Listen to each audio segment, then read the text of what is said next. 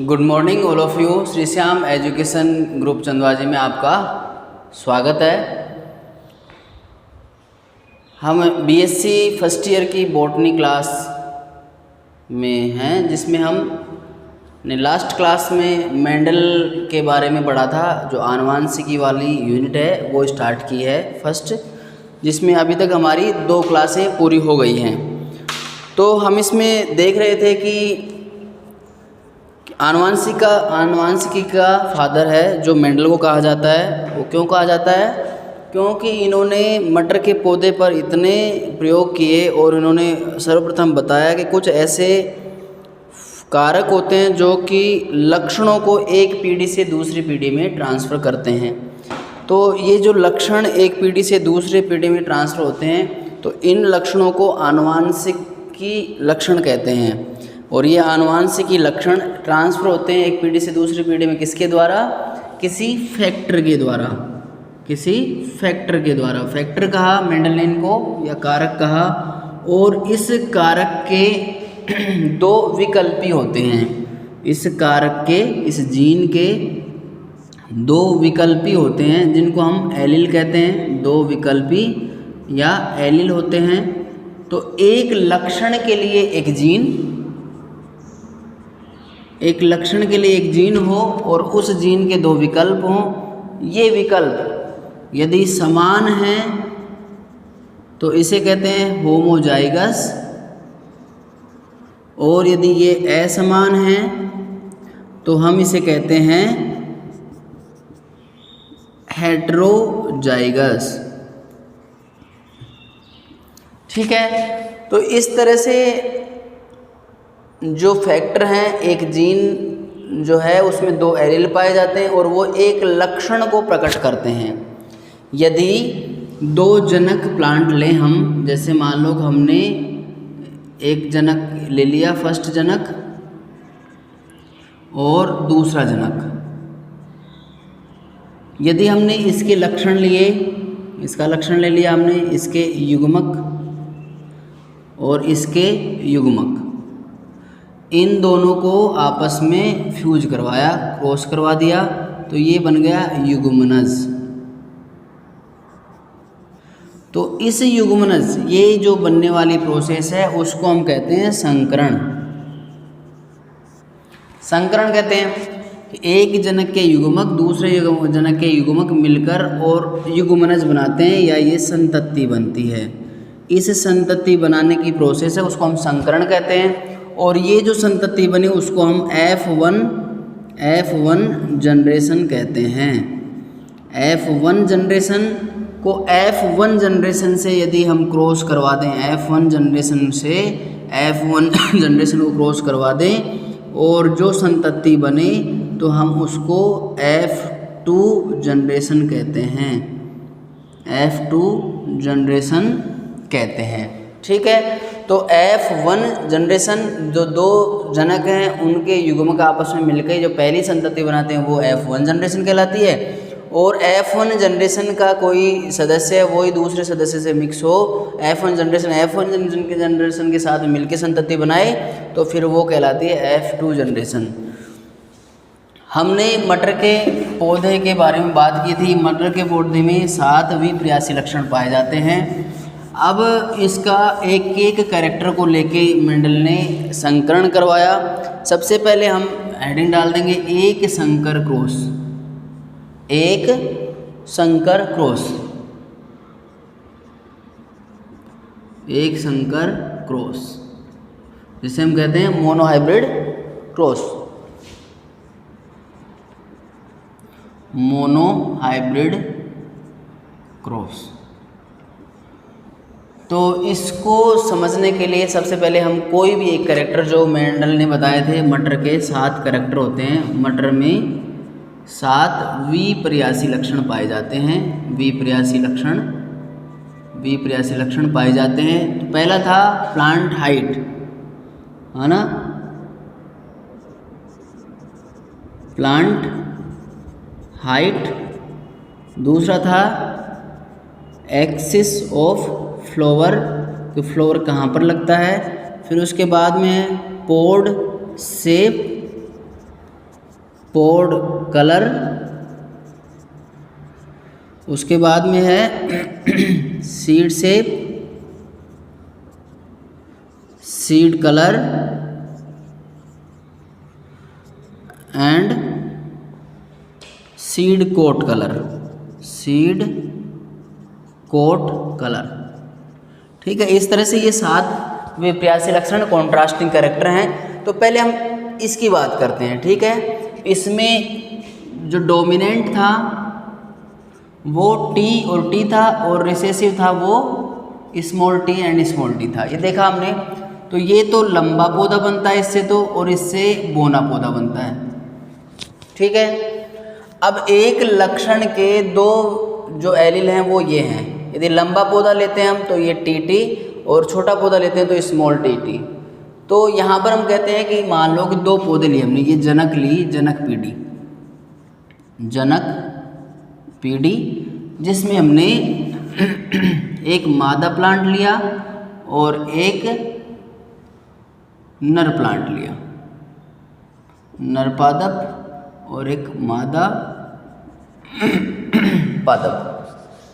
ठीक है, अब इस मादा पादप का जो हमने लिया वो लंबा प्लांट लिया, लंबा प्लांट लिया, और इसका मान लो हमने बोना प्लांट लिया, बोना पादप लिया। तो ये एक लक्षण हो गया। इस लक्षण को हम एलील के रूप में शो करें, जीन कहें तो हम इसको टी और टी से इंडिकेट करेंगे, और इसको हम small T and small T से इंडिकेट करेंगे। ठीक है, तो ये इसके जो एलील हैं ये होमोजाइगस कंडीशन है, ये भी होमोजाइगस कंडीशन, मतलब ये शुद्ध, तो ये शुद्ध लंबा पौधा है और ये शुद्ध बोना पौधा है। ठीक है, शुद्ध बोना पौधा और शुद्ध लंबा पौधा। तो इसमें क्या होता है कि जैसे कि गैमिट फॉर्मेशन होता है, हमने अर्धसूत्री विभाजन में पढ़ाया कि पहले गैमिट बनते हैं, उसके बाद में वो फर्टिलाइज होते हैं।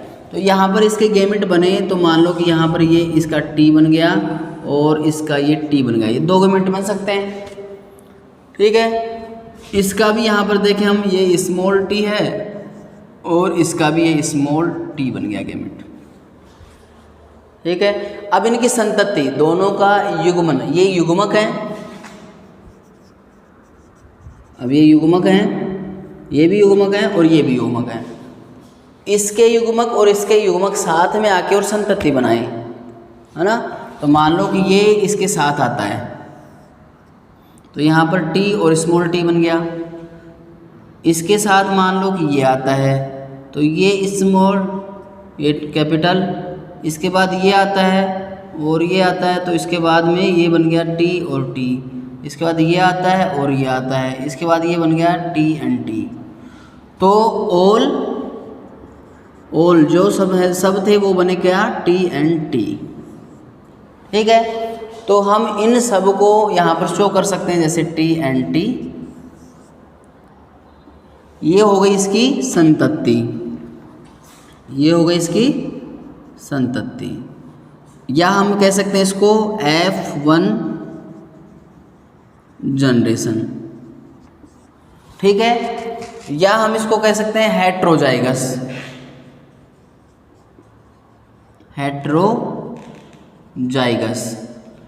जिसके अंदर कि दोनों एलील अलग अलग हों वो हेट्रोजाइगस हो गया। F1 जनरेशन जो पहली पीढ़ी बनी उसको, संतति जो पहली बनी उसको F1 जनरेशन कह दिया हमने।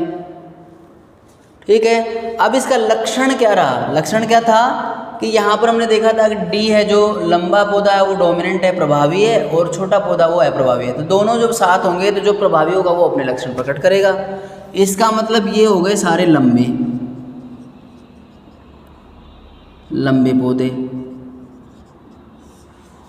ठीक है, तो यहाँ पर हम देखते हैं कि हमने एक लक्षण लिया, एक लक्षण के हमने 2 पेरेंट लिए, जनक पीढ़ी ली, और इस जनक पीढ़ी में से हमने उसको उसके एलील लिखे, कैपिटल टी और स्मॉल टी।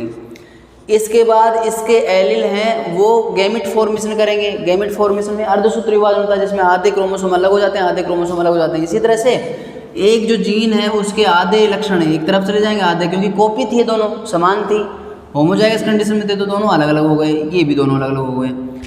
अब ये स्वतंत्र है, ये इसके साथ भी फ्यूज हो सकता है, इसके साथ भी आ सकता है, ये भी इसके साथ आ सकता है या फिर इसके साथ भी आ सकता है, तो ये स्वतंत्र है इसके लिए।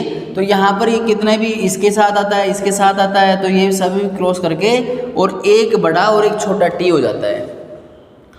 तो इन दोनों से यदि शुद्ध लंबे पौधे हैं और शुद्ध बौने पौधे हैं तो F1 पीढ़ी में, F1 जनरेशन में सारे हैं जो संतति हैं वो सारी लंबी दिखाई देती हैं, सारी तो लंबी होती हैं, लेकिन उनके अंदर जो एलिल है एक लंबा होता है और एक छोटा एलिल होता है, ठीक है, कैपिटल टी होता है एंड स्मॉल टी होता है। तो इस कंडीशन को हम हेट्रोजाइगस कंडीशन कहते हैं, जिसमें कि संकरित युग्मक पाए जाते हैं, इसका भी और इसका भी, दोनों के युग्मक पाए जाते हैं, तो इसलिए ये हेट्रोजाइगस या हाइब्रिड कहलाता है।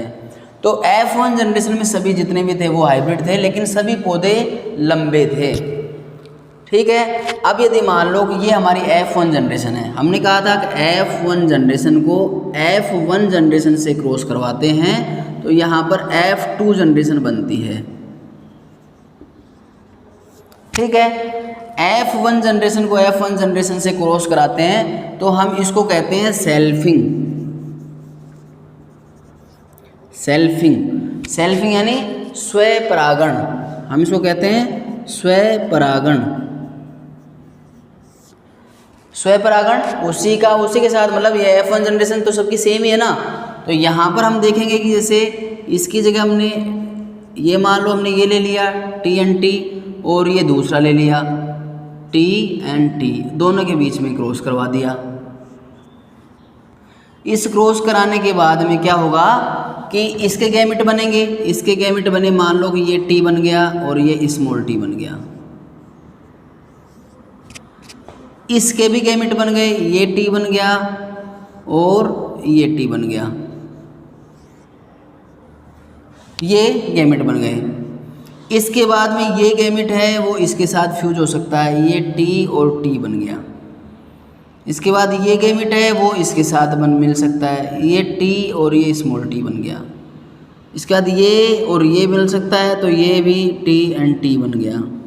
इसके बाद ये और ये बनता है तो इसका मतलब स्मॉल t और स्मॉल t बन गया, ठीक है।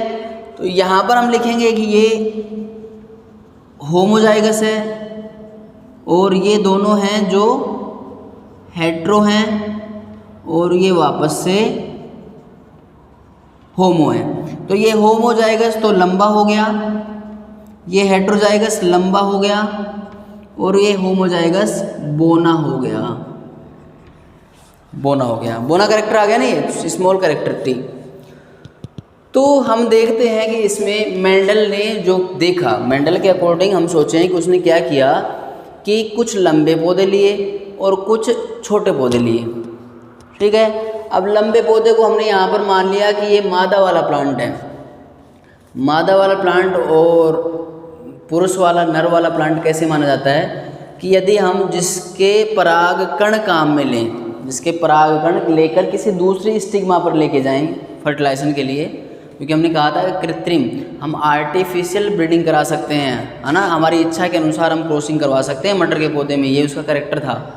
तो हम जिस पौधे के परागकण लेके और किसी दूसरे पौधे की फीमेल ऑर्गन जो स्टिग्मा है उसके ऊपर लेके डालें तो इसका मतलब जिसके परागकण लेके गए तो वो तो नर पौधा हो गया, और जिसके ऊपर परागकण डाल रहे हैं हम इसका मतलब वो फीमेल प्लांट है, ठीक है। तो इस तरह से हमने लंबे पौधों को यहाँ पर मादा माना कि लंबे पौधों के ऊपर हमने बोने पौधों के परागकण लेके गए, तो यहाँ पर एक मादा पादप हो गया, एक नर पादप हो गया।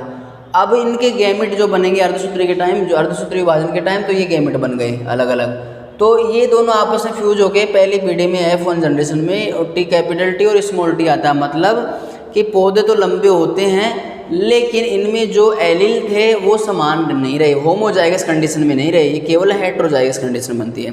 तो एक तो यही आ गया, पहला क्या कि यदि शुद्ध लंबे और शुद्ध बोने पौधे का संकरण कराया जाता है तो F1 पीढ़ी में सभी पौधे हाइब्रिड होते हैं, सभी पौधे हाइब्रिड होते हैं, ऐसा हम कहेंगे। यहाँ से हम देख रहे हैं कि शुद्ध पौधे, शुद्ध लंबे पौधे और शुद्ध बौने पौधों का क्रॉस कराते हैं तो F1 जनरेशन में अशुद्ध लंबे पौधे प्राप्त होंगे, हाइब्रिड या हेट्रोजाइगस लंबे पौधे प्राप्त होंगे। यदि इन हेट्रोजाइगस लंबे पौधों का फिर वापस से सेल्फिंग करा दी जाए, स्वयं परागण करा दिया जाए, तो स्वयं परागण कराने से F2 जनरेशन में, ये इसकी F2 जनरेशन आ गई, ये F2 जनरेशन हो गई ना। F2 जनरेशन में 4 पौधों में से, जैसे इनका परसेंटेज करें तो 25% है वो होमोजाइगस शुद्ध लंबे पौधे होंगे, 25 और 25 50 पौधे हैं वो अशुद्ध लंबे पौधे होंगे, 25 पौधे हैं 25% पौधे हैं वो शुद्ध बौने पौधे होंगे। तो ये एक मेंडल का बहुत ही बड़ा एक्सपेरिमेंट, आपको समझ में आ गया हो तो बताएं। एक बार और देख लेते हैं हम। जैसे शुद्ध पौधे लिए, शुद्ध लंबा पौधा लिया और शुद्ध बौना पौधा लिया, इन दोनों में गैमेट बने, है ना।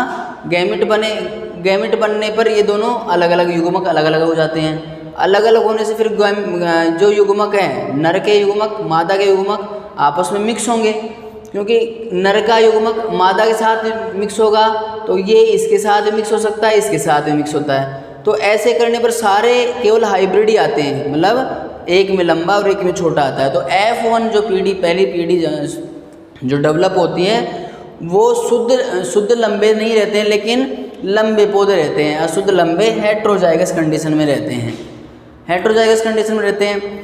और यहाँ पर हम देखते हैं कि जो बोनापन का लक्षण था वो तो कहाँ रह गया, बोनापन तो यहाँ दिखाई नहीं, इसलिए लंबापन का करेक्टर आया।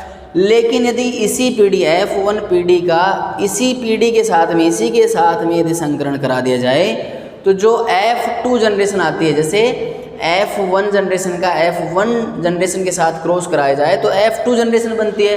तो यहाँ पर F1 जनरेशन थी capital T small t, capital T small t, इसी का हम वापस से संयुग्मन करा दें, संकरण करा दें तो ये पूरी पीढ़ी में ये युग्मक बनते हैं और इस तरह से F2 जनरेशन प्राप्त होती है। इसको हम चेकर बोर्ड के द्वारा भी प्रदर्शित कर सकते हैं, जैसे कि यहाँ पर हमारे एक गैमेट, ये T और एक ये T आ गया और ये T और ये T आ गया, तो ये एक के, मान लो कि ये नर के गैमेट है और ये मादा के गैमेट है, ठीक है। ये मादा के गैमेट अलग हो गए और ये नर के गैमेट अलग अलग हो गए। फिर इसका जैसे मान लो कि अब संतति बनती है तो इसके गैमेट, मादा के गैमेट ये इसके साथ भी मिल सकता है, इसके साथ भी मिल सकता है, तो यहाँ पर ये प्रोबेबिलिटी आ सकती है। तो ये मादा का गैमेट है, ये इसके साथ भी मिल सकता है और इसके साथ भी मिल सकता है। तो यहाँ पर हम देख रहे हैं कि ये 25% और ये दोनों है वो 50% और यहाँ पर ये है जो 25%, ठीक है। तो 25% हैं जो शुद्ध लंबे हो गए और ये 50% है वो अशुद्ध लंबे हो गए। उसके बाद ये शुद्ध बौने पौधे हो गए, शुद्ध बौने पौधे हो गए। तो इस तरह से मेंडल ने ये कहा कि जब हम F1 पीढ़ी बन जाती है F1 पीढ़ी और उसी का वापस से हम संकरण कराते हैं तो F2 पीढ़ी में वापस से दोनों लक्षण आ जाते हैं, बौना भी पौधा आ जाता है और लंबा पौधा भी आ जाता है। लेकिन हम देखते हैं कि उसमें 25% तो लंबे पौधे थे और 50% उसमें शुद्ध लंबे पौधे थे या शुद्ध लंबे पौधे थे और 25% शुद्ध बौने पौधे थे। इस तरह से ये अनुपात अलग अलग होता है इनका, ठीक है। तो यहाँ पर हम यही देखते हैं कि अब इसके बेस पर मेंडल ने यहाँ पर सिद्धांत दिए।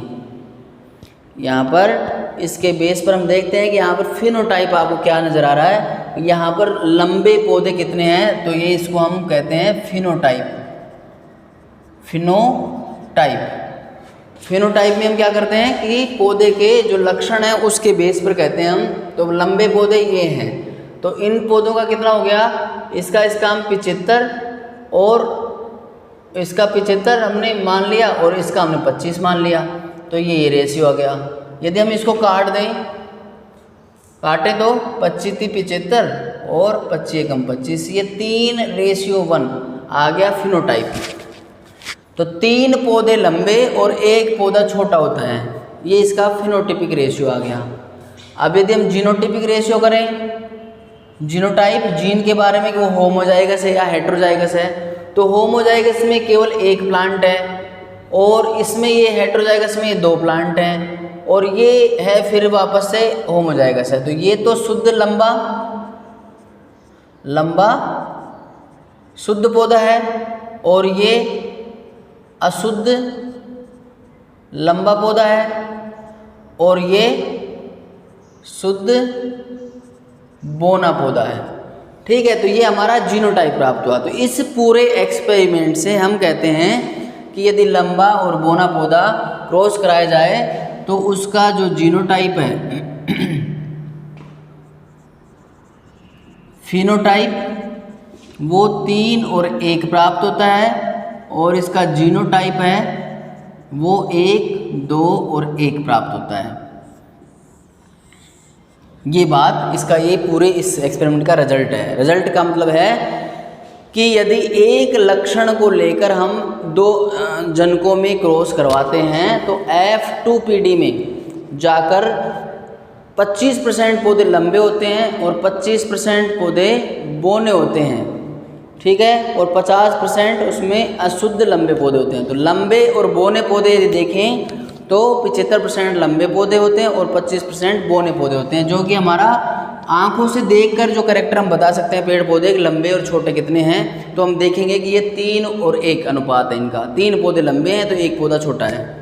लेकिन हम यदि जीनोटाइप देखते हैं कि उसमें एलील हैं जो समान हैं या असमान है, उसके बेस पर करें तो समान एलील वाले जो लंबे पौधे हैं वो 1 मिलता है 4 पौधों में से, और 2 पौधे असमान लंबे वाले मिलते हैं और 1 छोटा पौधा मिलता है समान वाला।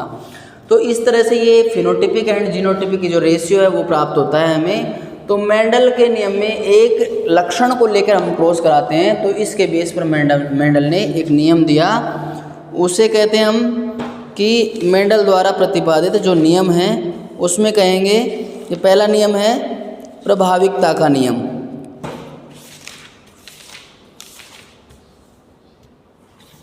पहला है प्रभाविकता का नियम।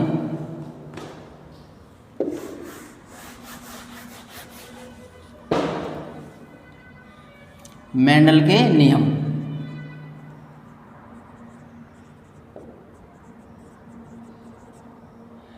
पहला नियम दिया उसने प्रभाविकता का नियम। प्रभाविकता का नियम इस नियम के अनुसार प्रभाविकता या डोमिनेंस, रूल्स ऑफ डोमिनेंस, कि इसमें उसका प्रभाव हमेशा बना रहता है जो प्रभावी लक्षण होता है। ठीक है, अब यहाँ पर प्रभावी लक्षण कौन सा था? F1 जनरेशन में प्रभावी लक्षण कौन सा था? लंबा, क्योंकि सारे पौधे लंबे हो गए, बोने पौधे को लक्षण को तो दबा दिया इन्होंने। तो इसमें यही कहा जाता है इस नियम में, प्रभाविकता के नियम में, इस नियम के अनुसार जब बोने पौधे को लंबे पौधे के साथ क्रॉस करवाया जाता है तो जो लक्षण F1 जनरेशन में प्रकट होते हैं वो प्रभावी लक्षण कहलाते हैं, और जो लक्षण F1 जनरेशन में प्रकट नहीं करते हैं अपने आप को वो अप्रभावी लक्षण कहलाते हैं। यही प्रभाविकता का नियम है। प्रभाविकता का नियम, जो लक्षण यहाँ पर प्रभावी है वो ही केवल F1 जनरेशन में अपने आप को प्रकट करता है, और जो लक्षण अप्रभावी हैं वो F1 जनरेशन में भी अपने आप को प्रकट नहीं कर पाते हैं। यहाँ पर हमने लंबा पौधा लिया तो लंबे पौधे बनते हैं सारे, इसलिए हम कह देते हैं लंबा पौधा है वो प्रभावी लक्षण है और बोना पौधा है वो अप्रभावी लक्षण है। ठीक है, तभी तो मेंडल ने 7 कैरेक्टर का जो कॉन्ट्रास्ट कैरेक्टर का प्रभावी और अप्रभावी बताया, उसे कौन सा पता था कि ये प्रभावी है ये अप्रभावी है। लेकिन उसने क्या किया कि लंबा पौधा लिया, बोना पौधा लिया, उसको क्रॉस कराया, क्रॉस कराते ही उसने देखा कि सारे पौधे लंबे आए। इसका मतलब उसने क्या कहा कि जो लंबा कैरेक्टर है वो प्रभावी है। F1 जनरेशन में पहले ही क्रॉस में जो लक्षण प्रकट होता है वो प्रभावी कहलाता है और जो लक्षण प्रकट नहीं होता है वो अप्रभावी कहलाता है। ये मेंडल का फर्स्ट रूल है। ठीक है, in first generation when we are crossing the tall plants with dwarf plant, and in F1 generation which plants show their dominancy, that character was called dominance character. And those characters are not showing in F1 generation, those characters called recessive characters. So we will say कि जो Mendel का प्रभाविकता का नियम था, इसमें जो अपना प्रभाव जमाए रखता है F1 जनरेशन तक। F1 जनरेशन की बात करें हम केवल कि जहाँ पर हमने दो पौधों, एक पौधे के परागकण लिए, किसी पौधे की स्टिग्मा पर डाला, जो बीज बने उनको उगा कर देखा, तो उगते ही जो जैसा पौधा बना, लंबा बना या छोटा बना, तो जो प्रभाव प्रकट करते हैं वो प्रभावी लक्षण कहलाते हैं, और जो प्रभाव प्रकट नहीं करते हैं वो अप्रभावी लक्षण कहलाते हैं। तो इसके बेस पर ये प्रभाविकता का नियम दिया गया है मेंडल के नियम में।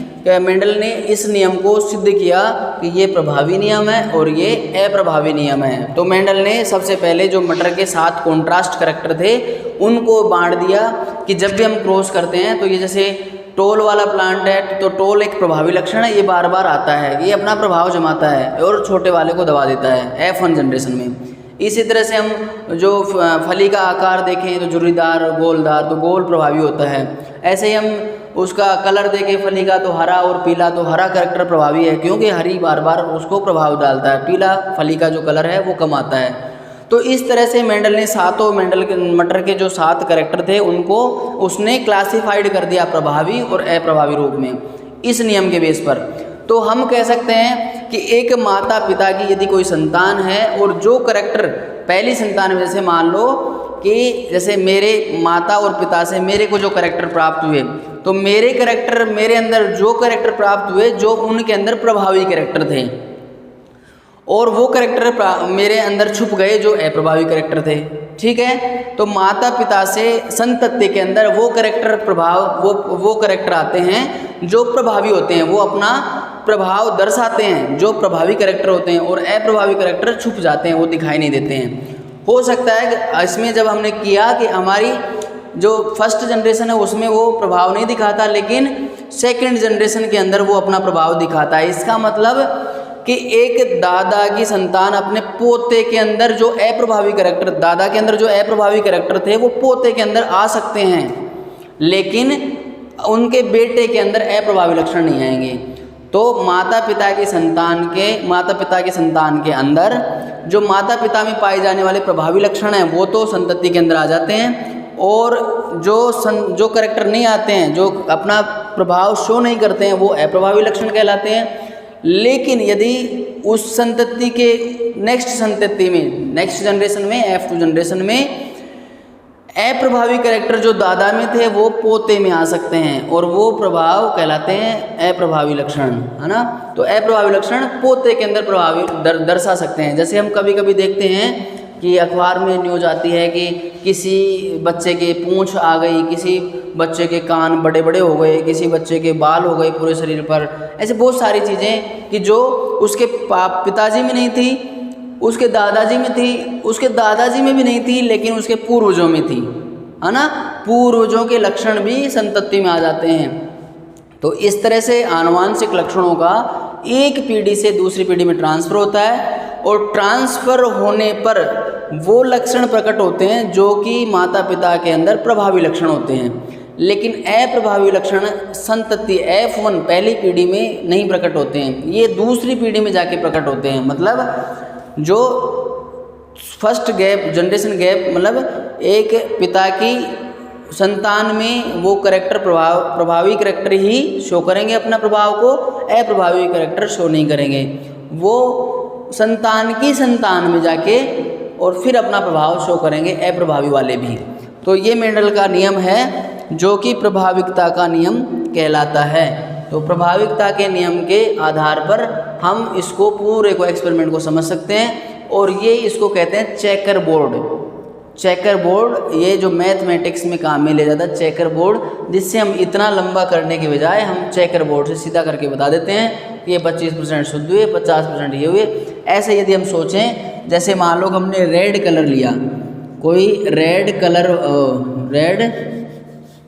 मान लो कि हरा कलर वाली फली ली, पोड या फली का कलर, फली का रंग, ये हरा लिया और ये पीला लिया। तो अब इसमें से प्रभावी कौन सा है, क्या करेंगे, इसको क्रॉस करेंगे, जो कैरेक्टर प्रकट होगा वो प्रभावी होगा। तो यहाँ पर हरा को हमने मान लो शो किया ग्रीन से, और यहाँ पर पीले को हमने शो किया जी से, ठीक है, स्मॉल से। तो यहाँ पर सारे होंगे वो इस तरह के होंगे, तो इसका मतलब सभी हरे होने चाहिए।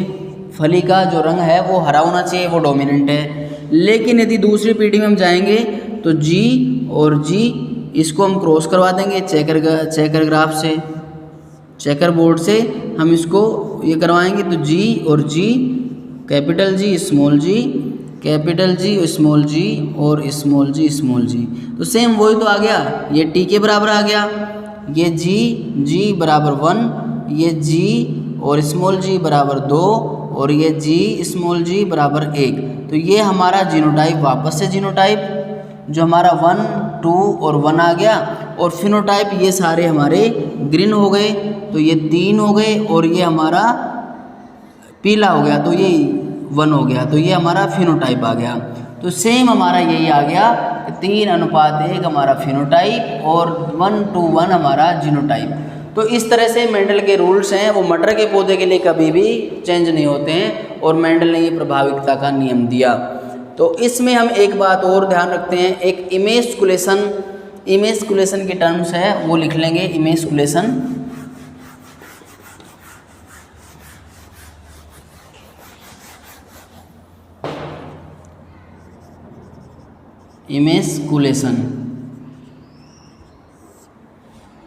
इमेस्कुलेशन वह प्रोसेस है जिसमें फूल के पूर्ण मैच्योर होने से पहले उसके परागकण एंथर को रिमूव कर दिया जाए। That process called emasculation. बंध्याकरण है ना, बंध्याकरण हम देखते हैं ना, पशुओं में बंध्याकरण किया जाता है, जैसे बकरे में किया जाता है, बैल में किया जाता है ना। इस तरह से इनमें बंध्याकरण, फूल के अंदर बंध्याकरण किसे कहते हैं कि यदि कोई फूल है, फूल के अंदर हम देखते हैं कि ये स्टिग्मा है, स्टिग्मा और ये परागकण है, और ये परागकण के बाद ये इसकी पत्तियां हैं, और इस तरह से ये फूल पाया जाता है। तो इसमें कहते हैं, हम क्या कहते हैं कि फूल के पूर्ण विकसित होने से पहले इमेच्योर कंडीशन में एंथर को रिमूव करना इमेस्कुलेशन कहलाता है, ठीक है। तभी तो हम कहेंगे कि ये एक फीमेल प्लांट है, फीमेल फ्लावर है, जो हम कह रहे हैं कि मादा पादप। तो यहाँ पर एंथर को परिपक्व होने से पहले हटा दिया जाता है, ताकि ये एंथर में जो परागकण है वो इसके ऊपर ना गिरे, हम हमारी इच्छा के अनुसार कोई दूसरे परागकण डाल पाएँ। तो पुष्प के पूर्ण खिलने से पहले इमैच्योर कंडीशन में परागकणों को, एंथर को रिमूव करना फूल से, दैट प्रोसेस कॉल्ड इमेस्कुलेशन कहलाता है, ठीक है। तो इमेस्कुलेशन को हम याद रखेंगे, क्योंकि ये हमारे बार बार काम आएगा, क्योंकि हम मादा और नर प्लांट लेते हैं। तो इसलिए यदि मादा प्लांट लेते हैं तो हमें इमेस्कुलेशन करना पड़ेगा पहले, और नर प्लांट लेते हैं तो हम परागकण कहीं से भी इकट्ठे करके ला सकते हैं, तो वो नर प्लांट कहलाएगा। तो ये नर और मादा प्लांट हम इसमें करते हैं, सेपरेट करते हैं, और उस तरह से हम क्रॉसिंग करवाते हैं। तो आज का हमारा ये जो प्रभाविकता का नियम था, इस नियम का महत्व क्या है, प्रभाविकता के नियम की परिभाषा लिख लेंगे पहले। तो